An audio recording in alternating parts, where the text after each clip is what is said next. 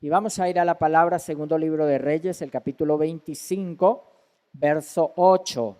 El título de mi mensaje hoy es Peligro desde adentro. Segundo libro de Reyes 25:8 dice: el 14 de agosto de ese año, que era el año 19 del reinado de Nabucodonosor, llegó a Jerusalén Nabuzaradán, capitán de la guardia y funcionario del rey babilónico. Quemó por completo el templo del Señor, el palacio real y todas las casas de Jerusalén. Destruyó todos los edificios importantes de la ciudad. Verso 9, ¿qué dice? Quemó por completo el templo del Señor, luego el palacio real y todas las casas de Jerusalén. Destruyó todos los edificios importantes de la ciudad. Verso 10, después supervisó a todo el ejército babilónico mientras derribaba por completo las murallas de Jerusalén. Nabuzaradán, capitán de la guardia, se llevó cautivas a las personas que quedaban en la ciudad, a los desertores que habían jurado lealtad al rey de Babilonia y al resto de la población. Amén. Muy bien, la palabra aquí, esta palabra está hablándonos de la experiencia o de la caída de Jerusalén. ¿Cómo Jerusalén cayó? Está hablando aquí del rey Sedequías. El rey Sedequías fue el último rey de Judá. Y fue un rey a quien le profetizó el profeta Jeremías.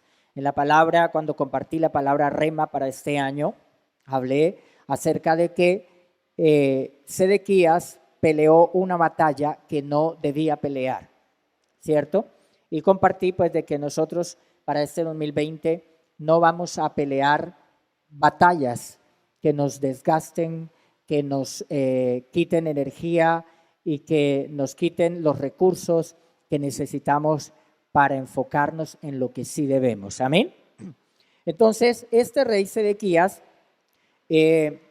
desobedeció la palabra del Señor, se había apartado de la adoración al Dios verdadero, y el profeta Jeremías fue el profeta que Dios designó para darle palabra a él y al pueblo que se había apartado.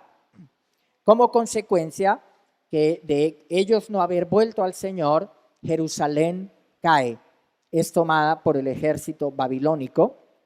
Y dice aquí que lo primero que hizo aquel capitán Nabuzaradán fue, ¿qué fue lo primero que hizo? Quemar el templo del Señor. ¿Sí? Luego dice que quemó el palacio real, las casas de Jerusalén, y luego supervisó a todo el ejército para que destruyera las murallas, y Jerusalén quedó totalmente destruida. Entonces, lo primero que hace, y quiero centrarme en esa parte, el enemigo lo primero que hace es destruir la adoración. ¿Sí? El enemigo no tiene victoria con que quiebre económicamente a alguien, con que enferme a alguien. Él no tiene victoria con que mate a alguien. Él no tiene victoria con que mate a un creyente o con que le haga daño con algo, porque a Job le hizo todo eso, todas esas cosas, le quitó, lo enfermó. Bueno, fue terrible todo lo que vino sobre Job, pero Job dijo: el Señor dio y el Señor quitó, sea su nombre bendito y alabado. Así que el enemigo fue derrotado. Pero ¿sabe cuál es la verdadera victoria del enemigo? Robarnos nuestra comunión con Dios, quitarnos nuestra adoración, apartarnos del Señor, ahogarnos con cosas de tal manera que nos aparte de Él. Y en eso quiero centrarme. Entonces, ¿qué fue lo que hizo el enemigo? Destruyó el templo. Cuando el enemigo logra apartarnos de esa comunión con Dios, entonces ha logrado la verdadera conquista. Por eso si usted está pasando por situaciones difíciles, por adversidad, por algún problema, pero usted lo que ha hecho es aferrarse más a Dios, el enemigo está siendo derrotado, porque Dios te trae victoria y bendición y tú vas a salir victorioso. En la película Apocalipto de Mel Gibson, allí comienza él con una cita célebre del escritor William Durant y dice, una gran civilización no es conquistada desde fuera hasta que no se ha destruido a sí misma desde adentro. Es una verdad que espanta, porque cualquiera puede decir, no, es que fue tal cosa, fue lo otro, fue aquello, echar culpas, pero realmente esta frase que dice mucha verdad, es que una persona, lo que quiero decir, una persona, una familia, una nación, no es conquistada desde afuera hasta que ella misma no se destruye desde adentro. Quiero decir que cuando se arruinan nuestros valores como la unidad, la fe, la verdad, la misericordia, la justicia, la integridad, todo eso comienza por la pérdida de la verdadera adoración. Las naciones fundadas con principios de Dios que han sido bendecidas, Estados Unidos, ustedes saben que vinieron ingleses, cristianos, protestantes, a colonizar las tierras de Estados Unidos. Vinieron familias completas, diferente a cómo se colonizó Latinoamérica, que vinieron hombres principalmente y tuvieron hijos acá con las indígenas y las familias fueron como destruidas, ¿cierto? Porque esos hombres venían acá, conseguían mujeres o violaban las indígenas, bueno, todo lo que hacían o se mezclaban con ellas y hubo hijos. En Norteamérica vinieron familias y vino ahí la historia en Estados Unidos de un grupo de creyentes que vinieron huyendo de las guerras que había allá en Europa, muchas guerras. Ellos dijeron, vámonos a una tierra prometida. Llegaron a Norteamérica, Estados Unidos, y comenzaron a fundar la nación norteamericana con los principios bíblicos, con la palabra de Dios. Fue fundada y la Constitución de Estados Unidos estaba fundamentada en principios bíblicos. Entonces, ha sido diferente, pero le preguntaban a la hija de Billy Graham, porque cuando sucedió lo de la caída del World Trade, las Torres Gemelas, World Trade Center, le preguntaban, bueno, ¿por qué está pasando esto? Y ella dice, es que Estados Unidos ha sido fundado con principios de Dios, pero desde un tiempo para acá se quitaron los devocionales, se quitó la Biblia de los colegios, se ha ido apartando. Alguien dijo, no queremos que oren más en los colegios. Alguien dijo, no queremos que nos enseñen más la Biblia. No queremos eso, denos libertad, tenemos libertad. Y entonces empezaron a dar cursos de brujería, de hechicería, de astrología en las universidades, en los colegios. Y empezaron muchas cosas que comenzaron a cambiar. Entonces ella dijo, pues Dios es muy caballeroso y cuando se le dice no a Dios, Él se retira porque Dios no obliga a nadie. Y ella empieza a dar en esa entrevista toda una historia de cómo Estados Unidos en muchos aspectos se ha ido apartando de la palabra de Dios, ¿sí? Entonces, una civilización, y pues nosotros oramos para que esa nación siga siendo fuerte espiritualmente, ¿sí? Para que no sea parte de los principios de Dios. Diferentemente, nuestras naciones latinoamericanas, el asunto ha sido muy diferente, mucha pobreza, mucha necesidad, ¿sí?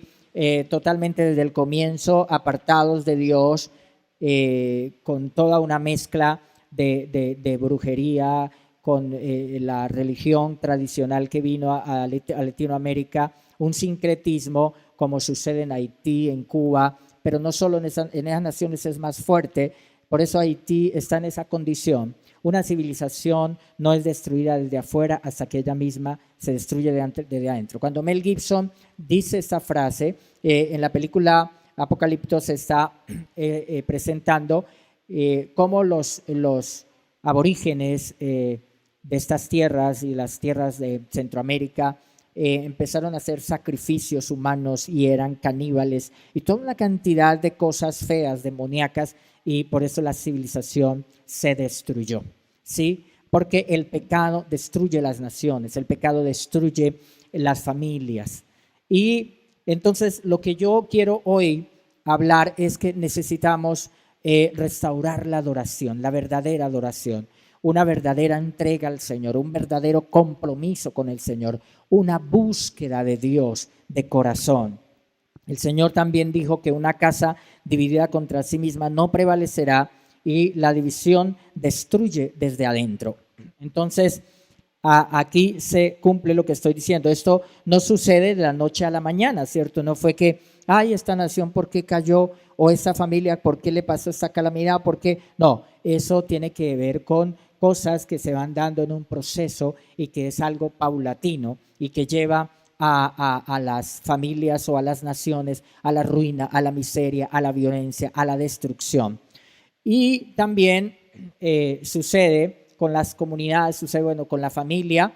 Entonces, también en el aspecto de la restauración, muchas veces eso no sucede de una vez, una persona es restaurada, una familia fue restaurada, no, también es un proceso para que esa familia sea restaurada totalmente. Por eso se necesita paciencia, perseverancia, búsqueda del Señor y necesitamos perseverar en la oración, perseverar en la palabra, en la búsqueda del Señor. Cuando el enemigo logra distraernos con la ofensa, por ejemplo, en la iglesia, Dios ha empezado un proceso en una persona que viene a la iglesia y la persona empieza a escuchar la palabra, empieza a recibir el mensaje del Señor, pero de pronto, bueno, la persona ha estado contenta, bendecida, emocionada, pero de pronto se ofendió por algo, no le gustó algo, algo sucedió. Entonces, ¿qué hace el enemigo? Traer ofensa o la pereza o mucho trabajo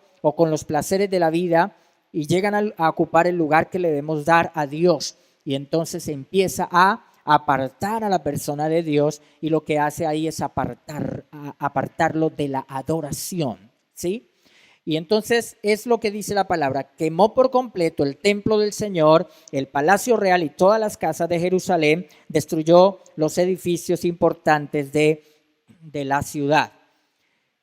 Por ahí comienza, aparta a una persona de la iglesia, aparta a una persona de la adoración, aparta a una persona de la búsqueda del Señor y entonces por ahí empieza la destrucción de las demás áreas. En Lucas capítulo 8, el verso 14 dice, la que cayó entre espinos, estos son los que oyen, pero yéndose son ahogados por los afanes, mira, tres cosas, afanes, riquezas y los placeres de la vida y no llevan fruto. Sucede que estas distracciones, los afanes, las riquezas y los placeres apartan.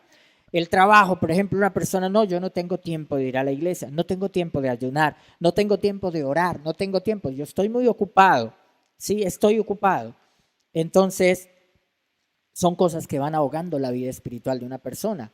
Puede darse que en algún momento se ocupó, pero no puede comenzar eso a ser el estilo de que estoy ocupado para buscar a Dios, que no puedo dedicar el tiempo a Dios. Entonces, ¿qué está haciendo el enemigo? Apartarlo de la adoración, porque él sabe que ese es el verdadero éxito, apartarlo de la iglesia, apartarlo de la oración, apartarlo de la palabra, de la búsqueda del Señor. Y dice, mas la que cayó en buena tierra, estos son los que de corazón bueno y recto retienen la palabra oída y dan fruto con perseverancia. El profeta Jeremías le habló al pueblo y al rey Sedequías de parte de Dios para que volvieran a la adoración, para que como que ellos se habían apartado, no sé, se habían decepcionado, se habían ilusionado con otros dioses, con los ídolos, con el pecado. Se habían apartado de Dios y el profeta les decía, vuelve pueblo mío al Señor. El Señor, pueblo mío, vuelve a mí. Y el pueblo no regresó a Dios. Y el mismo rey Sedequías y su gente desde adentro rompieron el muro, porque ellos, estando en ese sitio de Jerusalén, el ejército babilónico afuera, no dejaban entrar comida a la ciudad. Y de tal manera que se iban acabando los recursos, y cuando se acabó el alimento por completo en la ciudad, ya el pueblo sabía que no había nada que hacer sino entregarse o morir de hambre. Igual si morían de hambre en la ciudad, el ejército entraba. Entonces lo que hicieron fue, el rey con su ejército dentro de la ciudad empezaron a romper el muro por alguna parte, porque todo estaba rodeado por el ejército, y rompen el muro por un lugar y de noche se escapan, y por ese lugar salieron.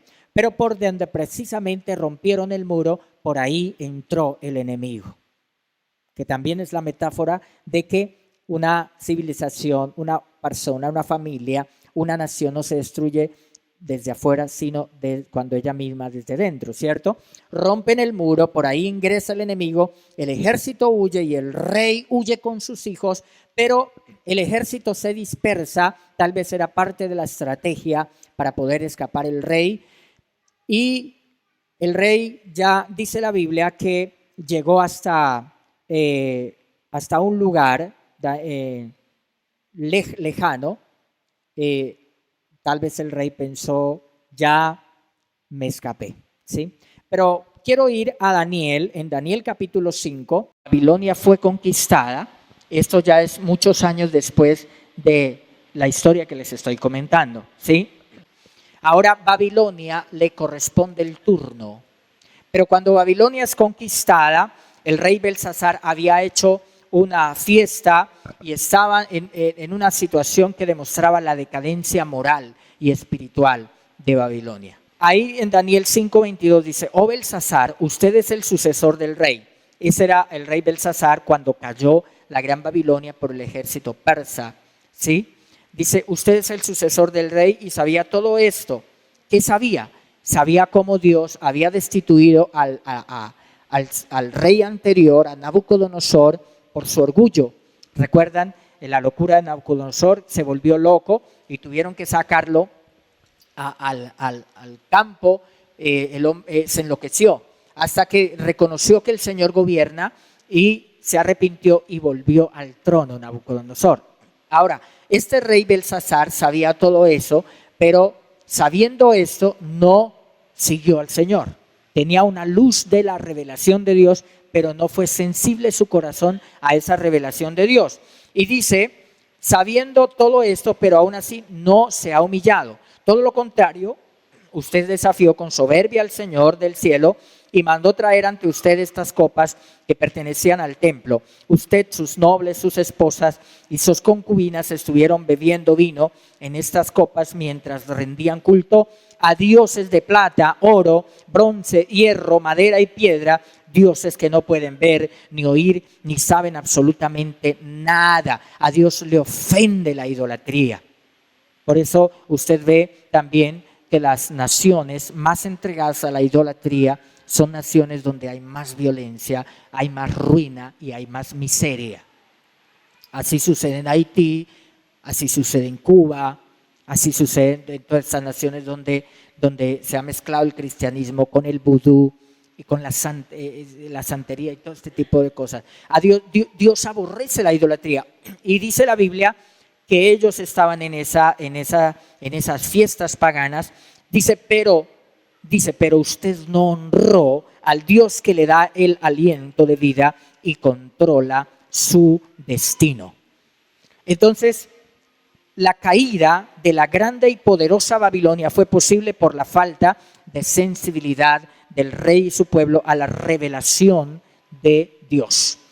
La caída o la prosperidad de una persona, de una familia, de una nación, está directamente relacionada con el grado de sensibilidad a Dios o con el rechazo a Dios. ¿Sí? Eso lo muestra la historia, eso nos lo muestra el sentido común, eso nos lo muestra la palabra de una manera muy clara. Dice la Biblia que Belsasar no se humilló. Dice, usted no honró al Dios que le da el aliento de vida y controla su destino. Como creación, cada uno de nosotros tenemos la responsabilidad, el deber de darle honra a nuestro Creador. Amén. De tal manera que cuando una nación se aparta, cuando una familia, cuando una persona se aparta de Dios, está quebrantando una ley espiritual, la ley de honrar a nuestro Creador, a quien nos dio la vida, a quien nos da el aire que respiramos, a quien nos da todas las cosas, y entonces eso es un grave error que traerá consecuencias en el presente o en el futuro de una persona o de una nación. Entonces, volvamos a la historia del rey Sedequías. Me fui adelante a la caída de Babilonia para demostrar que también la misma causa de la caída de Jerusalén viene a ser la causa de la cadencia moral de la caída de Babilonia. En el segundo de Reyes 25:3 dice, hacia el 18 de julio del año 11 del reinado de Sedequías, el hambre en la ciudad ya era muy intensa y se había agotado por completo lo último que quedaba de alimento. Entonces abrieron una brecha en la muralla de la ciudad y todos los soldados huyeron. Como la ciudad estaba rodeada por los babilonios, esperaron hasta la caída del sol y entonces se deslizaron por la puerta que está entre las dos murallas detrás del jardín real y se dirigieron al valle del Jordán. Sin embargo, las tropas babilónicas persiguieron al rey y lo capturaron en las llanuras de Jericó porque todos sus hombres lo habían abandonado y se había dispersado. Entonces note lo siguiente, que las llanuras de Jericó es retirado de Jerusalén. Es decir, que el rey Sedequías realmente se había alejado. Tal vez el rey dijo, me escapé. Y el profeta Jeremías, el profeta Ezequiel habían profetizado de que caería, porque no había obedecido la palabra. Pero el ejército babilónico lo alcanza y lo atrapan, ¿sí?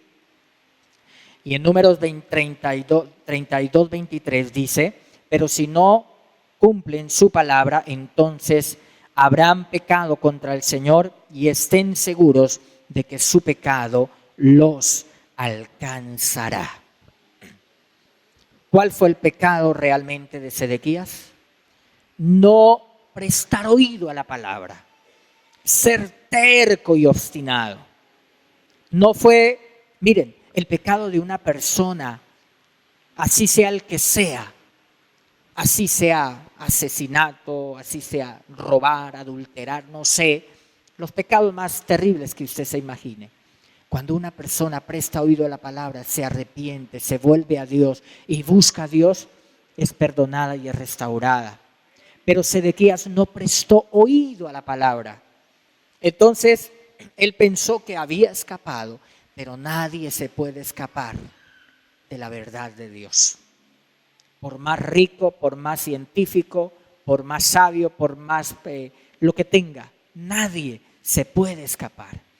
Y aquí es alcanzado, y en 1 Timoteo 5:24 dice, recuerda que los pecados de algunos individuos son evidentes y los llevan a juicio inevitablemente, pero los pecados de otros se revelan después. De la misma manera, las buenas acciones de algunos son evidentes y las buenas acciones que se hacen en secreto algún día saldrán a la luz. La palabra de Dios se cumple. Cielo y tierra pasará, pero mi palabra no pasará. Amén. Así que una persona puede darle, Dios puede darle libertad y una persona puede pecar y apartarse, alejarse, vivir por muchos años o aún toda su vida lejos de Dios, pero si esa persona no se vuelve al Señor, el pecado la alcanzará. Y es una verdad que nosotros tenemos que decir. Y no digo esto para que acá de pronto el enemigo venga a ponerle culpa en su corazón, porque si nosotros estamos aquí buscando y amando al Señor, a nadie nos alcanzará el pecado, nos alcanza la gracia y la misericordia de Dios. Amén. Pero si digo esto, por lo siguiente, que tenemos que tener un corazón sensible a Dios, un oído sensible al Espíritu Santo, para buscarle, amén, para buscar al Señor, para orar, que el enemigo no nos robe nuestra adoración. Jeremías le había advertido al rey Sedequías, Jeremías 38, 17, mira lo que le dice el profeta. Entonces Jeremías le dijo a Sedequías, esto dice el Señor Dios de los ejércitos celestiales, Dios de Israel, si te rindes a los oficiales babilónicos, tú y toda tu familia vivirán y la ciudad no será incendiada. Pero si rehusas rendirte, no escaparás. La ciudad será entregada en manos de los babilonios y la incendiarán hasta reducirla a cenizas. Había algo ya determinado por Dios. Y aún a pesar de la desobediencia del pueblo y todo, Dios quiere disminuir las consecuencias.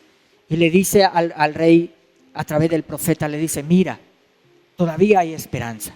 Si te entregas y no peleas esta batalla que no debes pelear, y te entregas, vas a vivir, tus hijos van a vivir, vas a estar bien. Pero como él no obedeció, sino que él dijo, no, yo me voy a salir con las mías. Entonces, mira lo que dice en el segundo libro de Crónicas, el capítulo 32, encontramos al rey Ezequías enfrentando, ahorita volvemos al rey Sedequías, pero ahorita quiero irme aún muchos años atrás de esta historia del rey Sedequías. Muchos años atrás encontramos al rey Ezequías, parecido a Sedequías, pero muy diferente, su actitud y su sensibilidad a Dios. Aunque el problema era similar, también estaba en un asedio los asirios, que eran todavía más crueles que los babilónicos, que los babilonios. Los asirios habían sitiado a Jerusalén, habían conquistado las ciudades de Judá y ahora venían a Jerusalén. Entonces, estos reyes asirios, fueron muy crueles en la guerra contra las naciones conquistadas. Usaban una guerra psicológica muy agresiva. Si usted ve en el capítulo 32 y también en el libro de Jeremías, se cuenta, en Isaías, perdón, se cuenta toda la guerra psicológica que el rey de Asiria le hizo a Ezequías y al pueblo. Fue y les dijo, ¿ustedes qué creen que Dios los va a defender? ¿Acaso todas las ciudades que yo he conquistado y las naciones, algún Dios de ellos los pudo defender? ¿Ustedes creen que ustedes van a escapar? Y empezó a hacerles toda una guerra psicológica, a blasfemar contra Dios, a decir una cantidad de cosas. Los asirios empezaron a usar la guerra psicológica, es una guerra muy antigua. Otra de las cosas, dentro del catálogo de tormentos aplicados por los asirios, contemplaba hacer comer y beber excremento y orina y el desollamiento de personas vivas, y les mutilaban la nariz y las orejas a las personas. Era una cosa terrible lo que hacía el enemigo. Entonces, imagínate frente a esto, y eso lo dice el profeta, el profeta Isaías lo dice en su libro, y en el segundo de Crónicas también, que él les decía, les habló en hebreo, porque el rey les mandó a decir, díganos el mensaje en otro idioma para que el pueblo no lo escuche. Y los mensajeros del rey de Asiria dijeron que la gente escuche lo que les espera. Toda esta gente que está destinada a beber su propia orina y comer su propio excremento, porque eso era lo que hacían los reyes asirios. Pero miremos qué hace frente a esta amenaza tan terrible. ¿Qué hace el rey Ezequías? No Sedequías, Ezequías. Segundo de Crónicas 32, 20. Entonces el rey Ezequías y el profeta Isaías, había un profeta de Dios ahí en Jerusalén, hijo de Amós, aclamaron en oración al Dios del cielo, lo que no hizo Sedequías, lo que no hizo Belsasar. Entonces el Señor envió un ángel que destruyó al ejército asirio junto con todos sus comandantes y oficiales. Y el rey Sennacherib se vio obligado a regresar a su patria, a su propia tierra, avergonzado, y cuando entró al templo de su Dios, algunos de sus propios hijos lo mataron allí a espada. Eso es lo que hace el Señor cuando en medio de una crisis y de una situación difíciles nosotros adoramos, nosotros buscamos al Señor, Él nos va a dar la victoria. Amén. Él nos va a sacar en bendición. ¿Cuántos reciben esta palabra? ¿Cuántos creen? Para los que oramos, para los que buscamos al Señor. En otra parte la Biblia dice que el rey Josafat, cuando vino un pueblo muy grande a la guerra y ellos estaban asustados, no podían enfrentarlo, proclamaron ayuno y oración y el Señor los defendió. Por eso es que llamamos a la iglesia a orar. Por eso hacemos jornadas de oración en la iglesia. Por eso hacemos tiempos de ayuno en la iglesia. Porque es la forma como nosotros enfrentamos nuestras crisis, peleamos nuestras batallas. Amén. Mira la gran diferencia aquí. ¿Qué le pasó a Belsasar, el rey de Babilonia? Cayó ante el ejército persa. ¿Qué le pasó al rey Sedequías? No obedeció la palabra a través del profeta y también cayó. Pero ¿qué le sucede a Ezequías frente a toda esa amenaza? Clama, adora. Ezequías, dice la palabra que Ezequías llevó las cartas enviadas por el rey de Asiria y las puso delante del templo del Señor. Y apoyado por el profeta Isaías, clamaron y le dijeron: Señor, mira las amenazas, Dios mío. Tú puedes llevar delante de Dios las amenazas que el enemigo te hace y decirle: Padre, mira las amenazas. Señor, que me quieren quitar la casa. Señor, que el enemigo me está enfermando. Señor, que el enemigo me quiere destruir el hogar, que se quiere llevar a mis hijos. Señor, delante de ti están estas cartas del enemigo, Señor, pero tú eres mi libertador, tú eres mi Dios y yo te voy a adorar y yo te voy a buscar y no importa lo que venga, te adoraré. El enemigo no me podrá apartar de la adoración a Dios, ni con mucho trabajo, ni con las ofensas, ni con lo que sea. Yo seguiré al Señor, porque mientras yo esté en el lugar de adoración, en el lugar de la presencia de Dios, nada, ninguna conquista tendrá el enemigo sobre mí. ¿Cuántos alaban a Dios? Amén.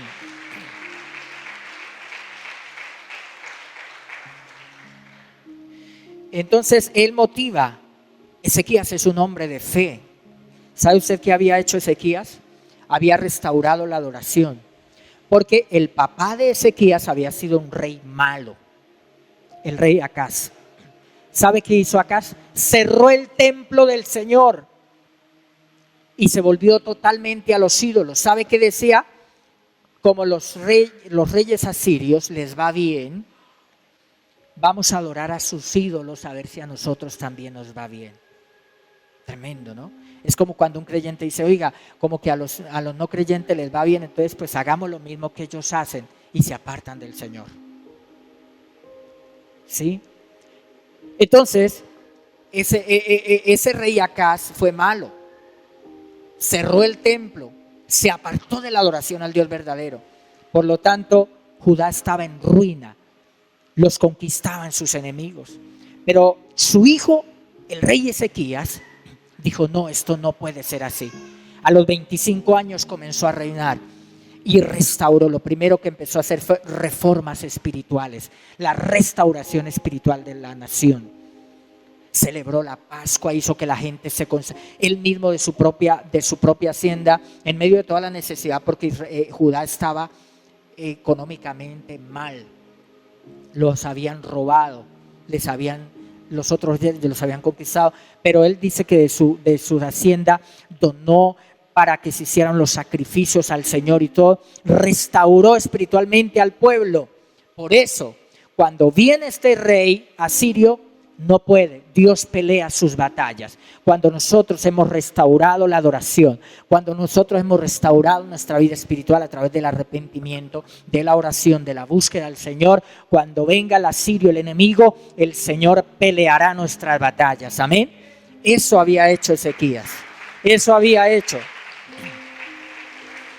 Mira lo que le dijo al pueblo. Le dijo: sean fuertes y valientes, no tengan miedo ni se desalienten por causa del rey de Asiria o de su poderoso ejército, porque hay un poder mucho más grande de nuestro lado. El rey podrá tener un gran ejército, verso 8, pero no son más que hombres. Con nosotros está el Señor, nuestro Dios, para ayudarnos y para pelear nuestras batallas por nosotros. Las palabras de Ezequías alentaron en gran manera a la gente. Así es como el Señor libró a Ezequías y el pueblo de Jerusalén del rey de Sennacherib de Asiria y de todos los demás que los amenazaban. Entonces hubo paz por todo el país. A partir de entonces el rey Ezequías fue muy respetado entre las naciones vecinas y llegaron a Jerusalén muchos obsequios para el Señor junto con valiosos regalos para el rey Ezequías. Las naciones de alrededor estaban contentas. Este Ezequías, en su búsqueda de Dios, nos quitó de encima a este rey cruel. Y le mandaban regalos y lo felicitaban y le decían: ¿cómo hace usted para ser próspero? ¿Cómo hace usted para ser bendecido? Y le mandaban regalos y alababan a Dios. ¡Qué bendición de Dios! Ezequías había restaurado la adoración porque su padre, ya les dije, había cerrado el templo. Y mira lo que dice segundo de Crónicas, capítulo 31, el verso 20. De esta manera el rey Ezequías manejó la distribución en todo Judá, haciéndolo agradable y bueno a los ojos del Señor su Dios, en todo lo que hizo para el servicio del templo de Dios y en sus esfuerzos para seguir las leyes y los mandatos de Dios.